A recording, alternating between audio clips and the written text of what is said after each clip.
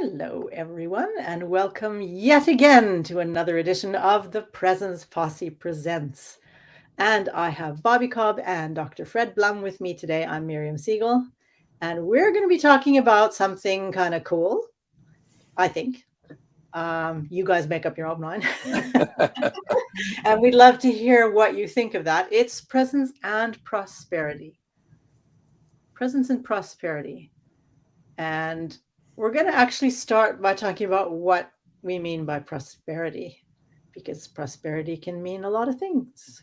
Who wants to start? Go ahead, Fred. Actually, I have I'm reminded of something that and it was funny because the person who I'm thinking of, who was one of my early mentors, he made a distinction between abundance and prosperity, which I'll try and sort out as we go. It's been a long time.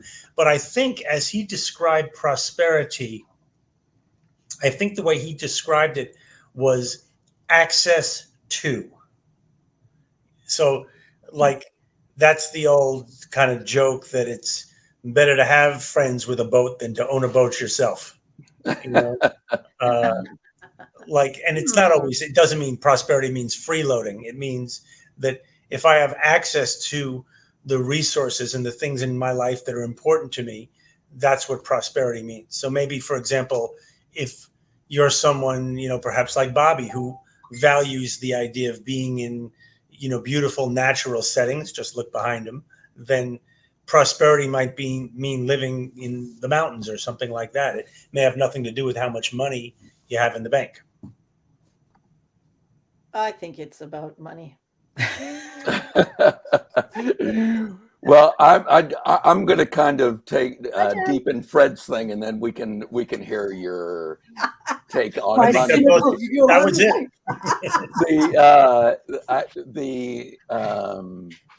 it. I think prosperity, when people hear prosperity, they think of being wealthy. They think of having a lot of money in the bank, and that certainly can be one definition of it.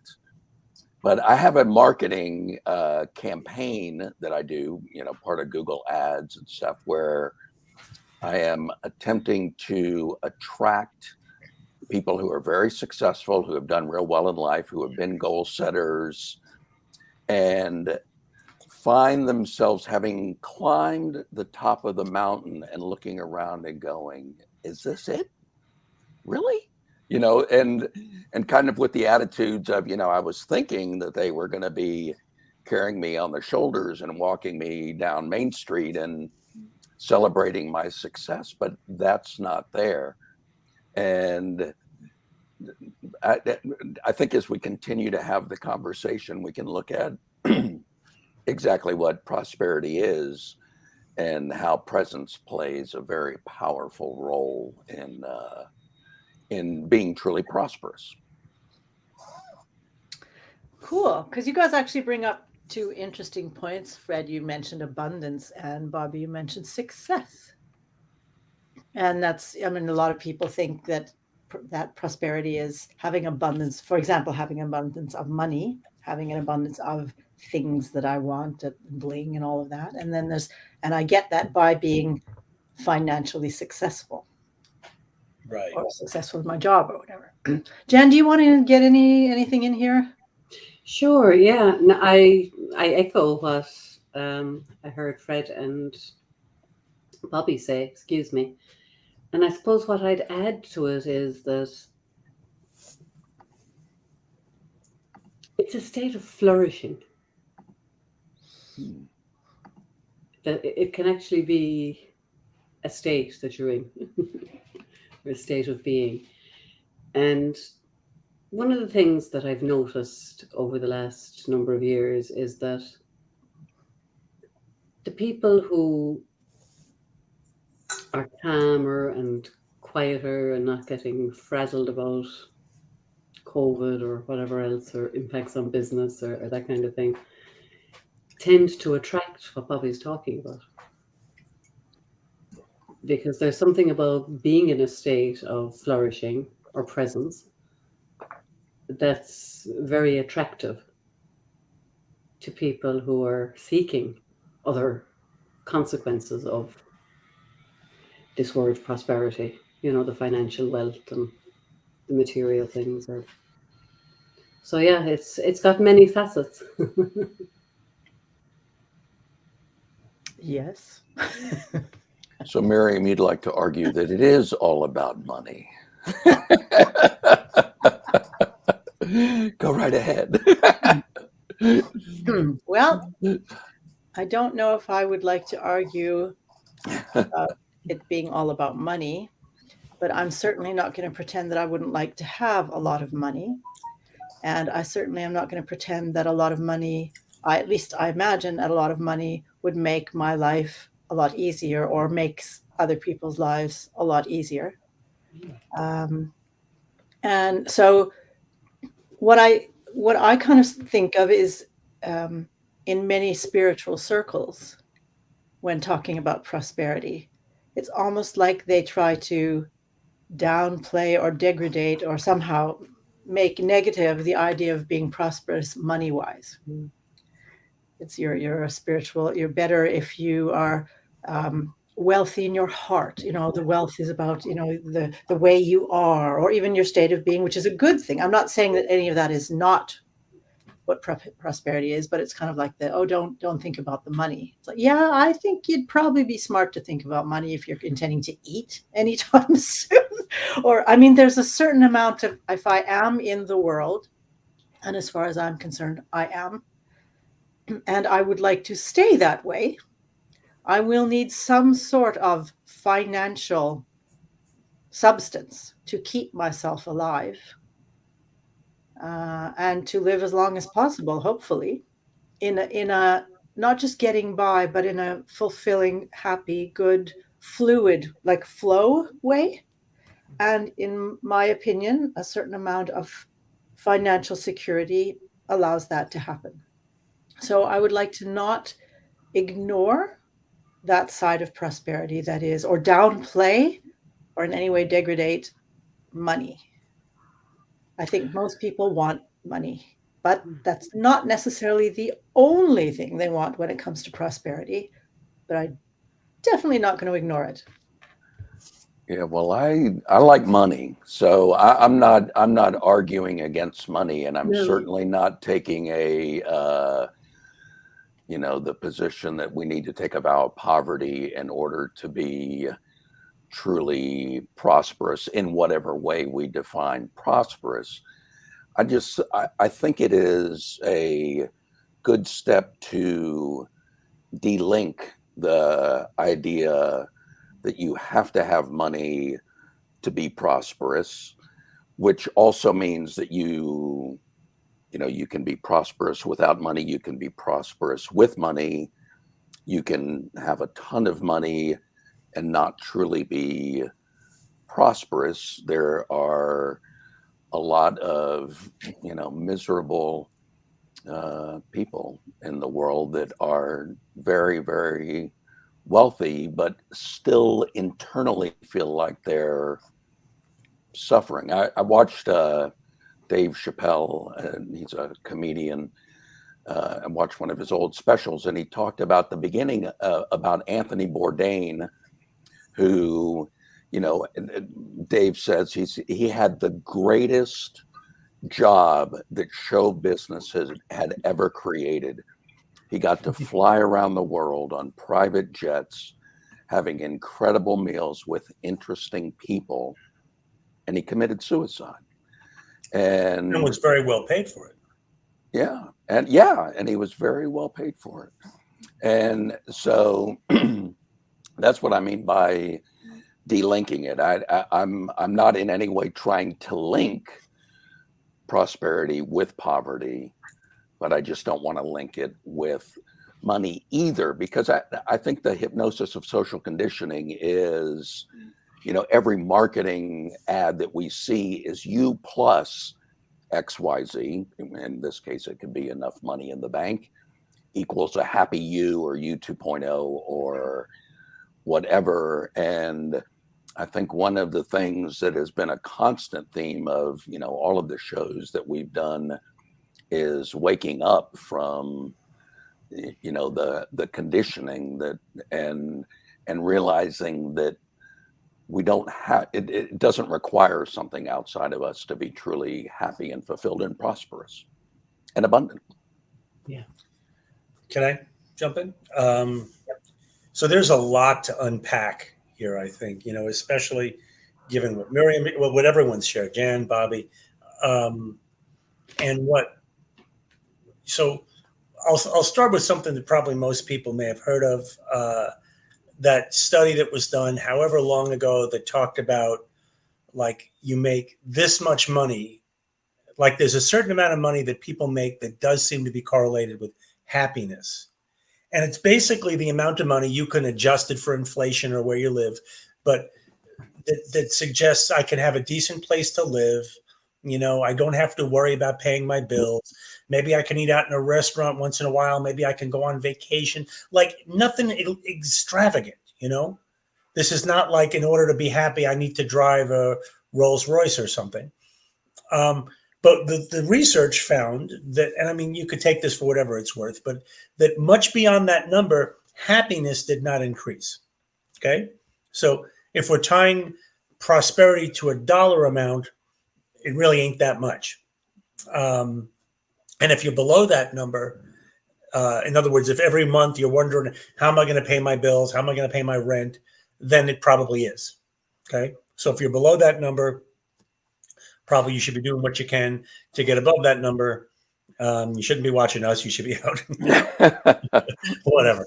But there's other pieces to this puzzle. Let's say beyond that, how does prosperity tie into this, and what might it mean? I like to think of it, like money is a strong connection to what I call the material world, aka materialism in general. I don't mean materialism in like the way it's sometimes used, like, oh, you're so materialistic, although it's similar in that we're talking about, Miriam pointed out, being in the world. So we're talking about that in the world, but not of the world paradox that Jesus mentioned 2,000 years ago. So the more that we are in the world, like identified with the world, which I would correlate with being identified with the egoic identity, the more the materialistic stuff is going to matter to you. So this goes back to what Bobby said about the people on the top of the pyramid that aren't happy. It's because you could only chase materialism so far, before you're just going to realize, it's a treadmill. It's not really getting you any further in life, and especially with regards to happiness. So to me, we're the presence posse, right? First, you become established in presence, in being, in true self, whatever we call it, to the point where we're no longer, we don't really identify our happiness as being tied to our outcomes in life, our achievements, how much money we have in the bank, etc. So we know that happiness is an inside job. From there, I like to say, this is how I work with clients, life becomes a game. So now maybe you want to go out and make $1 million, and somebody says, well, why? Do you think that $1 million is going to make you happy? No, not really. Do you think it's going to finally prove your worth to the world? Like they're finally going to see? No, not really. Well, maybe it's to prove your third grade teacher who said you'd never amount to anything, to prove them wrong. No. Well, then why? Why do you need all this money? I don't know. It just looks like fun to me. Like, I just think it'd be cool to drive a cool car, or to go on nice vacations. And there's there's some correlation between fun and happiness, but not to the extent that, like, if you're not happy to start with, like, and I'm talking about the inner happiness, not the momentary high of something.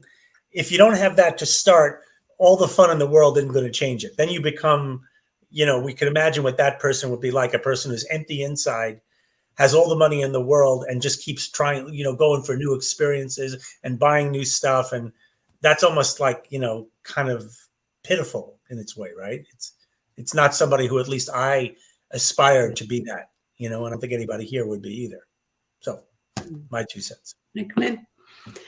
Excuse me. I love where this conversation is going. Bobby, we're talking about the deconditioning, and what you've just described, Fred, is, the deconditioning of attachment. Right. Exactly. That's where this whole belief thing kicks in. And as soon as we're not attached to outcomes, we're free to chase our goals, because it doesn't matter whether we achieve them or not. And, they're not about money anymore. They're about the energy of following your inspiration, your enthusiasm, whatever your heart desires. But you only know what those things are from being in that state of presence. Right. Because otherwise it's the ego chattering away, telling you want this, that, and the other. And, it's just such a different journey when you can get yourself to that point where you're practicing presence and you can tap into that. So I love what you're saying. Yeah. I spent most of my life being attached to it. And I was one of those people that Bobby talks about, achieved everything I wanted to in my career, had there all the outwardly, badges, but was going, is that it? Surely there's got to be more. And there is. Lots more. And less. Yeah. Yeah, more and less. Yeah. I was just thinking of the difference between I feel prosperous because I have, and I feel prosperous because I am. Yeah. Nice. Beautiful. Thank you. I'm a bit proud of that. Put that in quotes. There's I have the cars, and I have the diamonds, and I have the fancy clothes, the designer things, I have the vacations, I have the whatever. And how much of that is enough? How much of it do I need to have before I feel good, before I feel happy, fulfilled, vivacious, vital, whatever? How much do I need to have? And how little do I need to have before? Or is it even correlated at all? Yeah, exactly. Beyond, like, let's say what I was referring to. Exactly. Earlier. Yeah, because I mean, at a certain point, it's like, I don't know, I need an important operation. It's going to cost me several $100,000, and I don't have several $100,000. I'm imagining feeling stressed would be a normal reaction to that situation.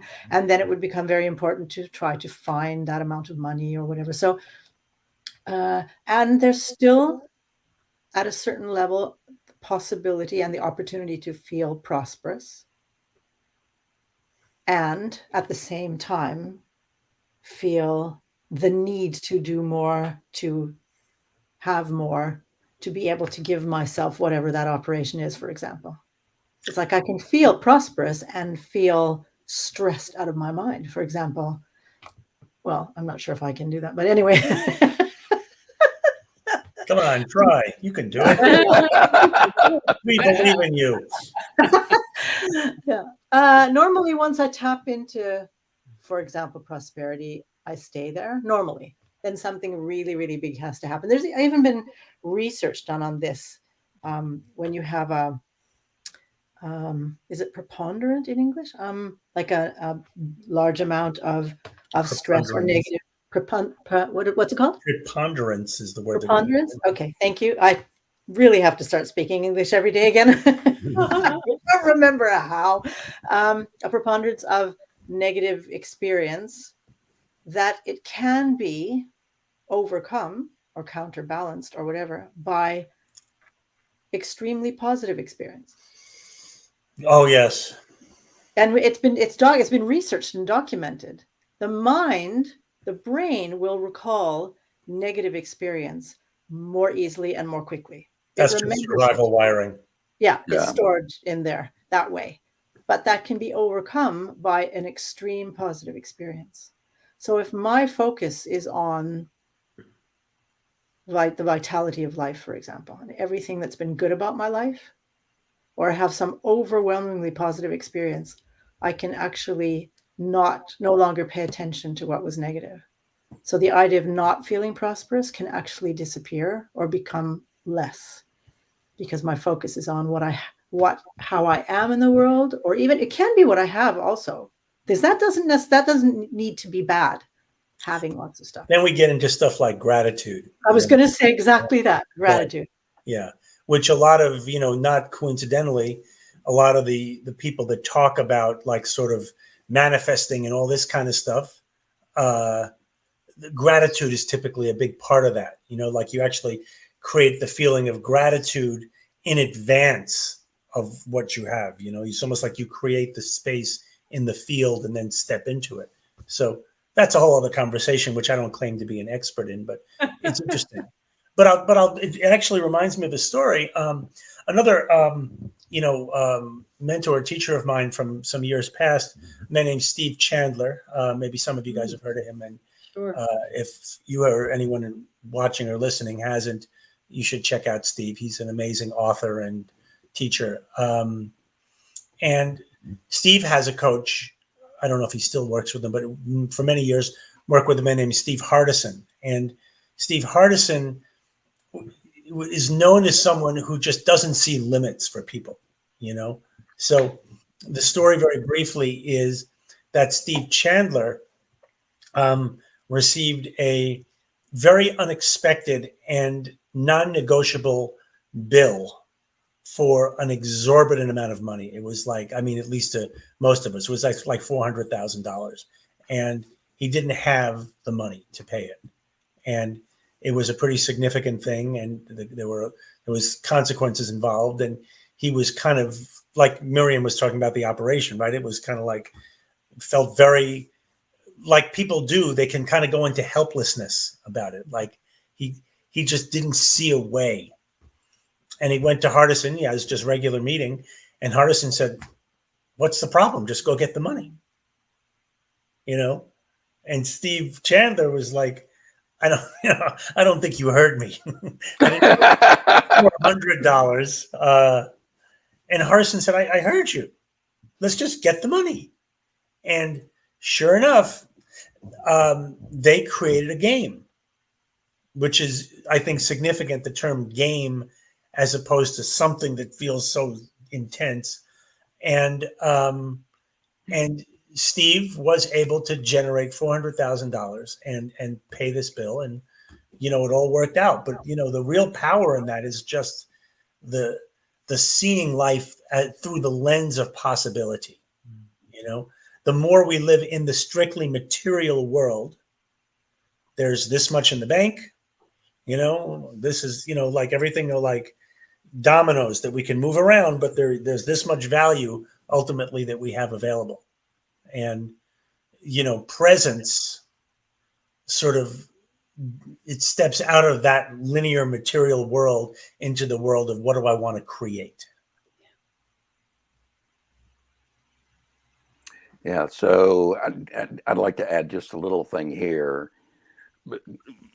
What's coming up for me as we're talking about all of this is going back to presence. How are we doing in the moment? How is our internal experience right now? And just making that shift that you talked about, Fred, from something that I have to come up with to let's create a game, that you can just feel that if you make that mental shift, and we're all able to make that mental shift to say, okay, there's a challenge here, it's a game, let's go play the game, that's going to give us a calmer state on the inside than if we're focusing externally about $400,000. Where the F am I going to come up with $400,000? I don't have it. And our brain, that survival wiring, is very good at spinning out the worst case scenario. If I don't do it, then I'm going to end up in jail, or, I'm going to end up having to file bankruptcy, or some awful consequence that may come as a result of that.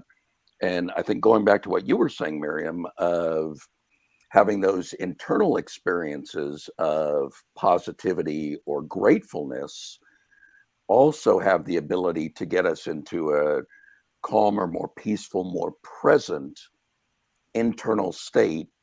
And doing that gives us access to more resources. It's very easy if we're focused externally and chasing the next material prize that we have to have in order to be happy, then we're working from an area of lack, and the opposite of abundance and the opposite of prosperity. And as we make that internal shift, all of a sudden our access to resources and our ability to think clearly and our ability to think outside the box and to be open to new possibilities, all of that just starts to expand. And then all of a sudden, life does become more of a game. And then that goes back to what you said, or I guess Jesus said earlier, Fred, about being in the world but not of the world. We're playing the game, but we're not being lost in the illusion of the game, if that makes sense. Yeah. The other thing that comes up for me listening to you, Bobby, is, and, Miriam, you were saying earlier, we need a certain amount of money. We are living in this world of form, and we're goal-seeking beings, and that's comes from a need to survive, or a drive to survive. We wouldn't know how to walk and talk and dress ourselves and all those everyday things that we take for granted if we weren't goal-seeking beings. So it's perfectly okay to go and chase whatever we want and have whatever goals we want. But when we think our survival is caught up in the next thing, we're chasing or seeking, that's where we can get lost and fall out of the game. We forget at a point to recognize that our survival is taken care of, or our safety is taken care of, and that it's okay to go play after that. And even tied in with what you were saying about money, Fred, there is a level. And I've seen that throughout my career. Like, people need a certain amount of money to feel safe in the world, to pay their bills. But beyond that, they want experience, development, growth, visibility, and their needs and their wants and their goals change. And yes, the need for money is still there, but it doesn't become the goal anymore, or what is going to be fulfilling for somebody. Right. So I think, that distinction between where our safety comes from and, this concept of enough and sufficiency can be very helpful in maintaining a sense of prosperity and being very grateful for everything that we have. Because, at the end of the day, all of us on this call and the vast majority of people are living in a greater state of abundance than, most of our ancestors. And even most of the people alive today, so we take an awful lot for granted. And we're very prosperous in so many ways. Just the fact that we're alive and our bodies take care of themselves and they prosper and grow and self-correct, and our mind can do the same. And, living as part of this world, this natural world, there's so much to be grateful for and to sit in appreciation and awe of, if we just slow down and come home to presence. That there's just so much value in this presence that we keep talking about. Prosperous presence. Yeah. Prosperous presence. Very nice. Yeah. There is, since we're coming back into the presence part of the talks that we have, the ability to, because at least both Fred and Bobby have brought up the subject of lack, coming from a place of lack. Like Steve Chandler's If I understood your story correctly, immediate reaction was 400,000. Where am I going to get 400,000? Like, Yeah. there's no way. It's kind of like that idea of there's no way I'm going to be able to pull this off. And as Jan was mentioning, this we have a lot, and a lot of people don't, and our ancestors may not have. So the idea of I'm never going to have enough, or I've never had enough, it can be, passed down by generations. We've been poor farmers. We've always been poor farmers. We will always be poor farmers, kind of thing. And getting present, getting present to those possibly unconscious programming statements where we program our lives, we program our present moments and our futures by, I'll never be able to make that work, or it's always been this way, or I can't pull that off, or who do I think I am? I don't know if any of you were ever brought up with it. You're supposed to actually be successful, but don't you dare, because who do you think you are? So you end up with an ambivalence about prosperity. Any kind of unconscious sort of old tapes running and running and running. If we don't know they're there, if we're not present to what's going on with us, we can be creating a life, a now, and a future that is not in line with what we think we want. And a lot of times when I work with clients, they'll say, I want this. And I'll say, no, you don't. Because I hear the rest of the things they're talking about. And what else they're talking about is how they're getting in their way. It's like, I want to have more money, but there's like 15 reasons why that can't happen, or they don't, or people won't like me. I mean, there can be even, I'll lose all my friends, or then I have to seem like I'm smart and I'm not. I mean, there are so many ways we can program ourselves for an experience of not prosperity, or not fulfilling our opportunity for prosperity by these unconscious patterns that we have. And presence is a real gift in that regard, just as Jan says, slowing down and listening. When I listen to myself, what am I saying? What am I really saying? Not the stuff I tell people. I'm talking about what am I really saying to myself? And most people are quite surprised. Yeah, and it takes some, like a certain willingness to look there. And it takes courage to be willing to see what there is to see. It's a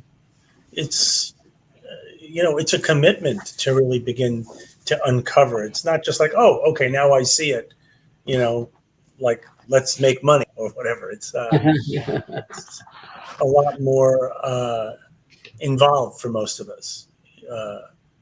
You see these programs, like we'll shift your money consciousness and blah, blah, blah.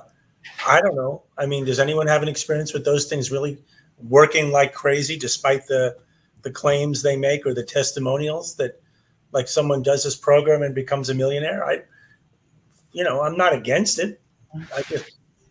I think we typically don't realize how deep that well runs of unconscious stuff,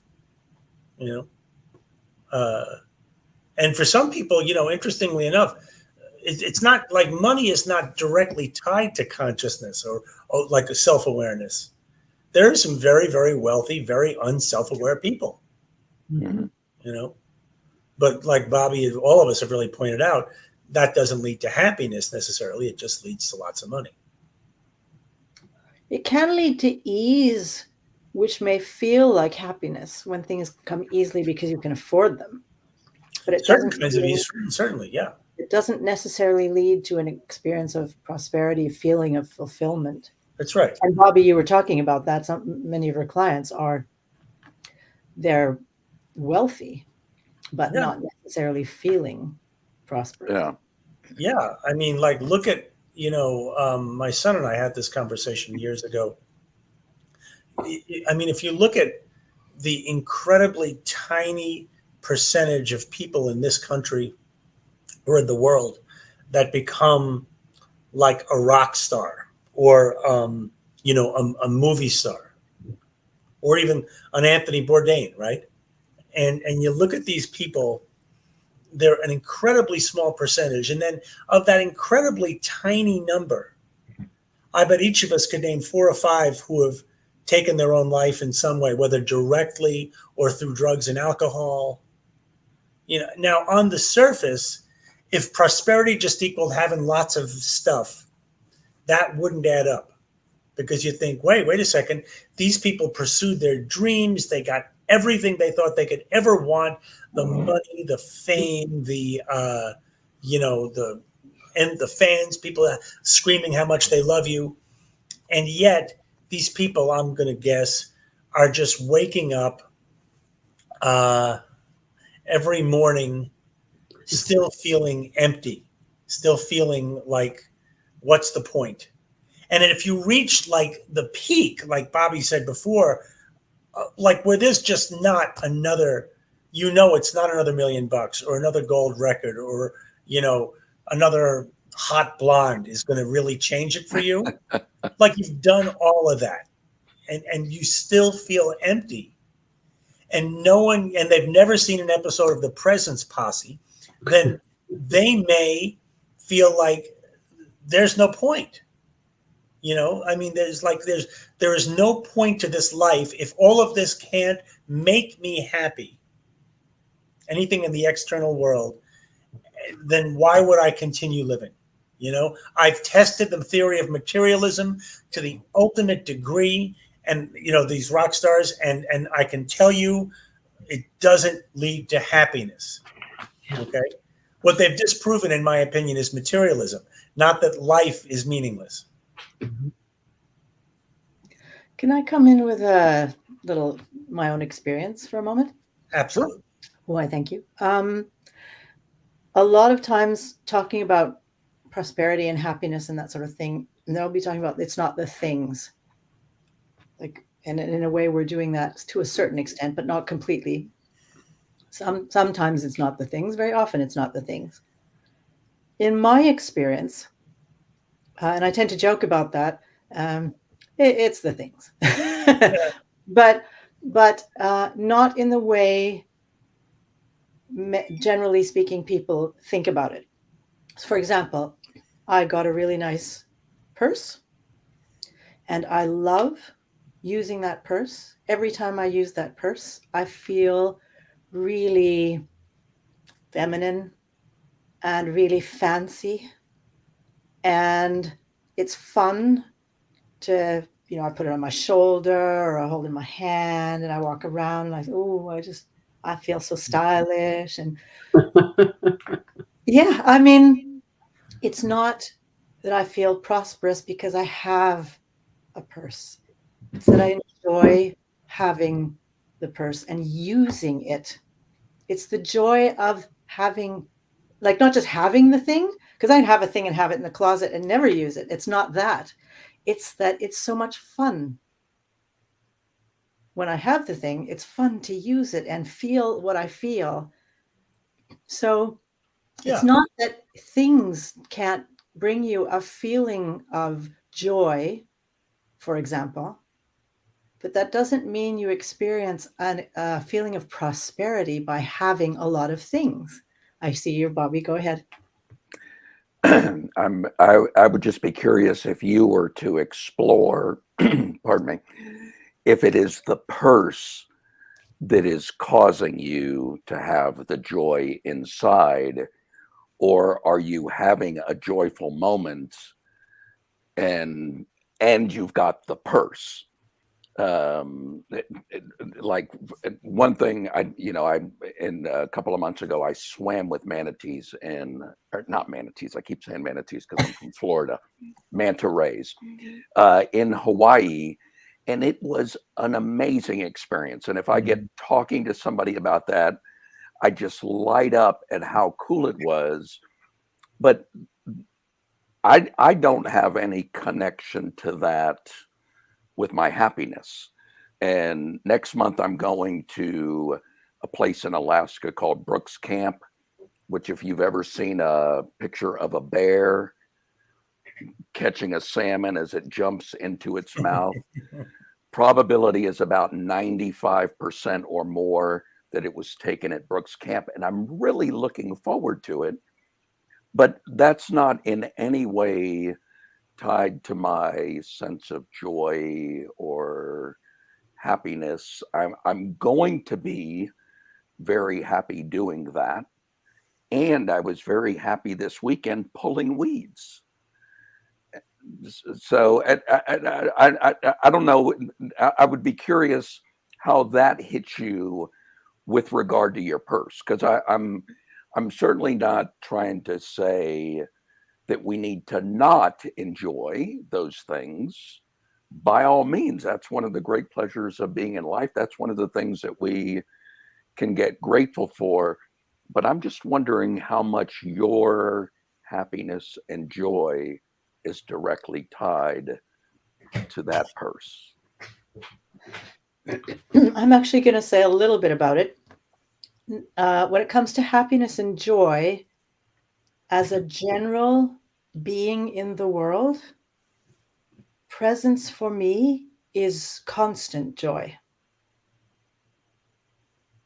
Being present is, it's always joy. It is joy. Yeah.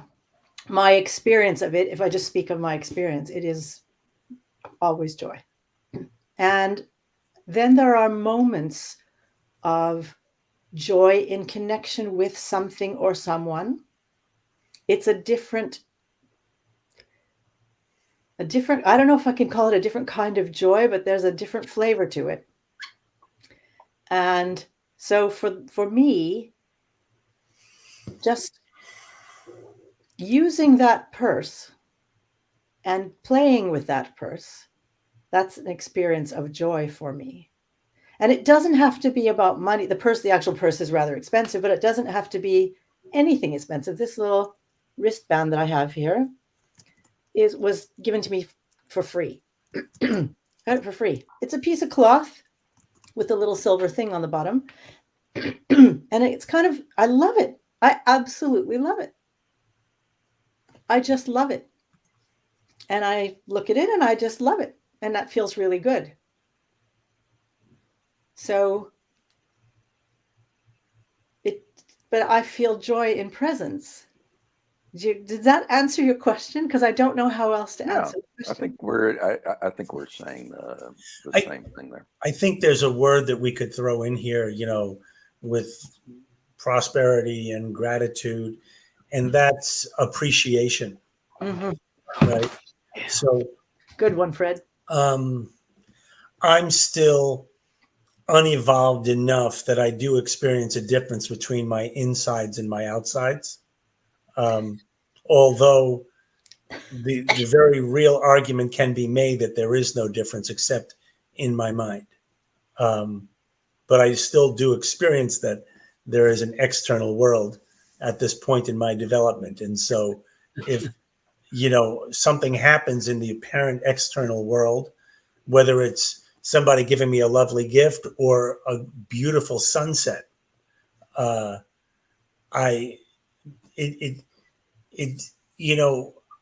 guess the argument could be made that it just reminds me of something true about myself. It's not the sunset or the gift that makes me happy. It's a reminder of something fundamentally already true. I'm going to jump in there for 1 second. You've just reminded me, Fred. I can't remember who said this, but I was listening to somebody in the last few days, and they were speaking about they were spending time with their grandson, and they said they went into their grandson's room, excuse me, in the morning to wake him up, and when he woke up and he saw her, and he just opened his eyes and he looked all around. He went, "I got another day." And I think that just speaks to like joy and appreciation and prosperity all tied up together, like just the joy of I'm here, I'm still here, I get to stay another while and play another while, and that's what we're all trying to get to, I think, with our presence, or not get to, but that joyful experience of just being alive and being here. Yeah. So Sorry, you reminded me of that. That is a very beautiful point. And I think about people who were incarcerated during the Holocaust, and some of them fared better than others. I mean, not as far as whether they survived or not, but how they coped with the daily challenges. And I'm certainly not going to speak about that because I wasn't there and I don't know what it was like. And I have read accounts and been told that there were some people that did share their food despite there not being enough food for everyone. They did wake up, I guess you could say, my mother would call it on the sunny side of the bed or on the right side of the bed, where they looked at whatever they could that gave them joy or they felt joy and connection with, and it helped them fare better. That's actually true also in survival situations. There's another really good book I think it's called Deep Survival. And one of the big qualities is they just kept focusing on what was working, you know. It's because it could be easily, you're lost in the middle of wilderness and you don't see any signs of civilization. It could be overwhelming. And those are the people who survive at a much lower rate than the ones who just make a commitment and keep finding some reason to go forward. This is often our conditioning as well. And I'm thinking, like, for the people who are watching also, how many of you were conditioned to focus on everything you did, or a lot of times on everything you did wrong, on what wasn't good enough? Yeah. And not necessarily with that you can actually improve this, but it just was never good enough. Yeah. It was wrong. And how different life is when we focus on what we do right, or what's beautiful, or something positive, because we don't. I did a math calculation once, and it was actually a really long math calculation. It was 2 rows of numbers, and I had to add them up really quickly. And well, I didn't have to, but I did. I added them up really quickly, and the one number was right, and the other number was slightly wrong. It was just one off. And the person I was with looked and added it up. It took the person forever to add these 2 columns up. And he found out that there was just one number off. And he said, yeah, I knew there was no way you could have done that right. And I thought, well, which one? The one that I did right or the one that I almost did right? But the focus is just on it wasn't good enough. And I thought, yeah, it was. It was not only good enough, it was more than good enough. It wasn't perfect, but it was more than good enough. And when we're faced with like 2 opportunities, and I call them opportunities because either way we learn something, which one do we choose? The one that brings us down or the one that lifts us up? Right. And that's, again, with prosperity, how prosperous do I feel just being me in the world, what I bring to the world, who I am. I'm not sure if you would agree with my way of putting this, Fred, who I am in the world. I'm sure. Unless I go to my true self, but not even necessarily, I don't necessarily know my true self, but what do I bring? Who am I in the world? Am I focusing on what I can't do and who I'm not, or on what I can do, what I do bring, who I am in this moment, and in a joyful way, in a way that there's an opportunity there, like Jan talked about, the growth.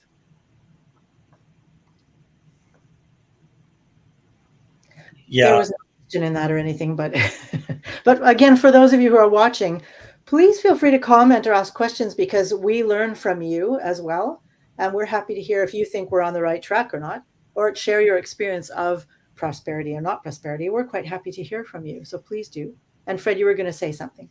Yeah, I mean, I can't get away from the idea that presence is the prize.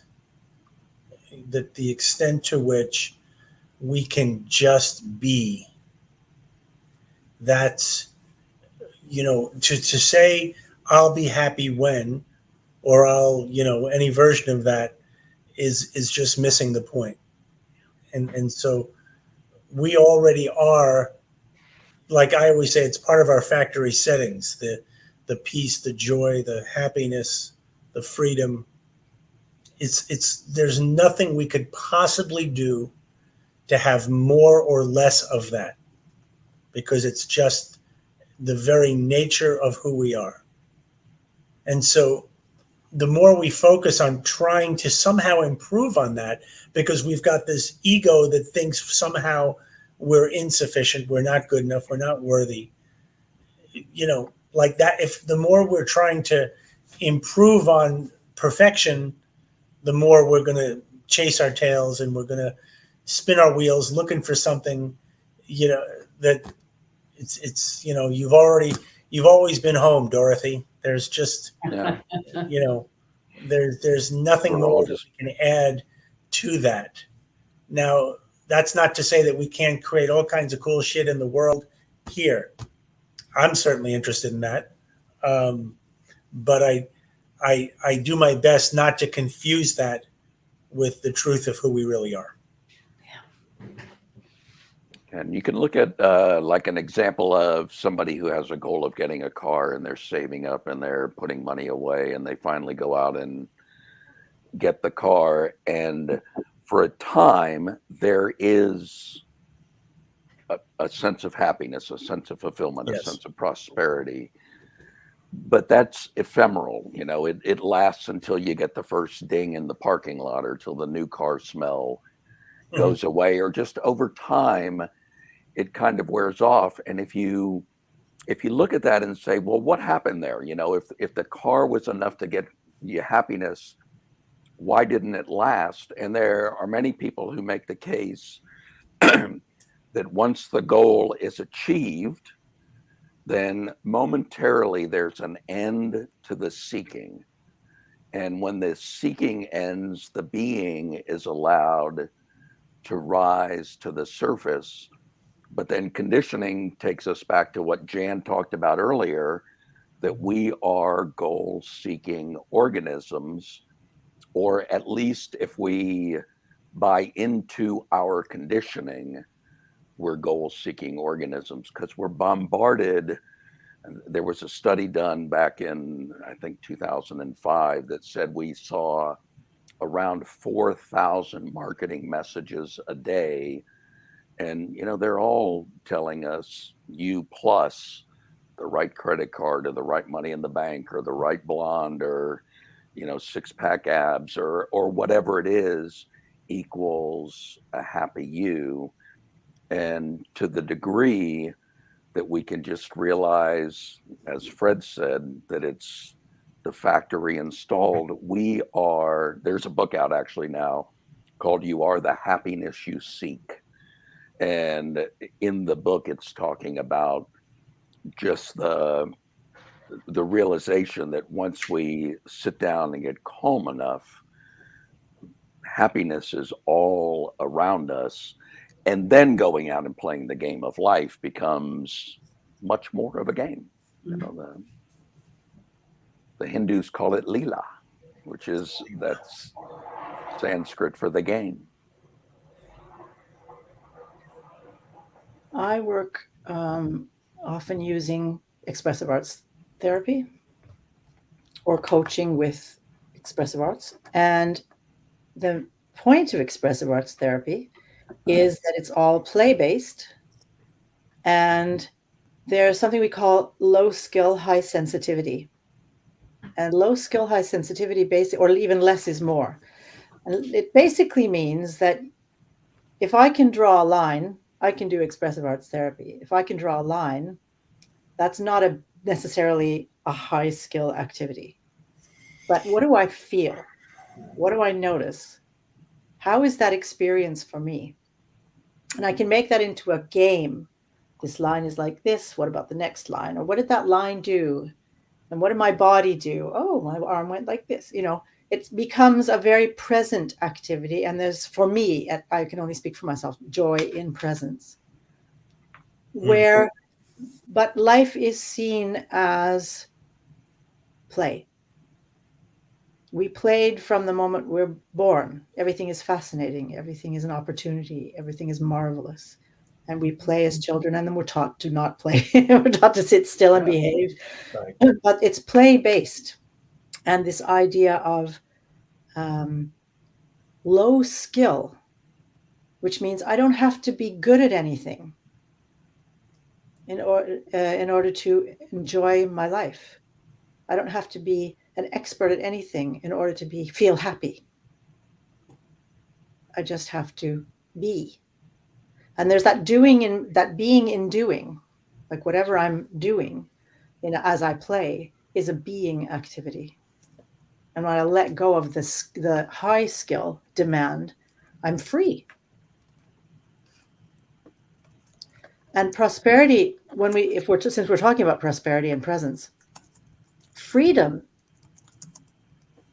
is prosperity for me, I think. The feeling of flow and freedom and being is a kind of prosperity for me. And a lot of people will downplay that because they're so focused on the achievement side of life. Yeah. Right. What if achievement is a game? And then you have a completely different experience of it, while still living within the parameters of daily society. I'm just going to throw in another sort of prosperity thing.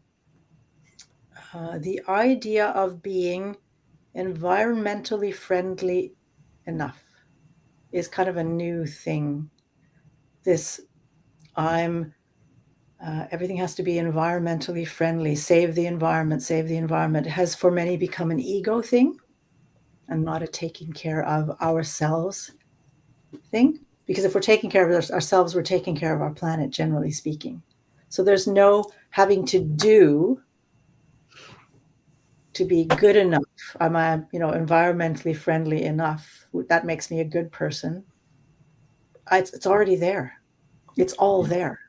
It's always been there. Does that make sense to you guys? Of course. Yeah.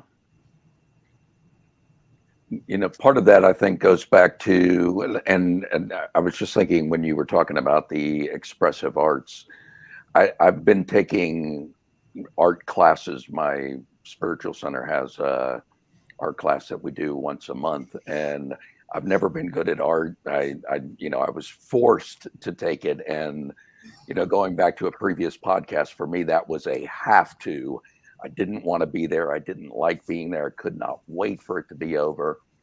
But I've been going there, and I initially I was very much overthinking everything that I was doing, and I would be going along and painting something, pardon me, and I would be creating something that I was like, hey, this is pretty good. I like this. And then one little screw up, and I'd go, oh no. And I was ready to like toss it out. But the person who's leading it is a professional artist.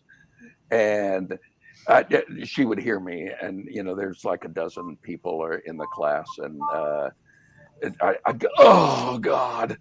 And she would come just floating over and said, what is it, sweetie? What happened? And I'm like, I've totally screwed this up.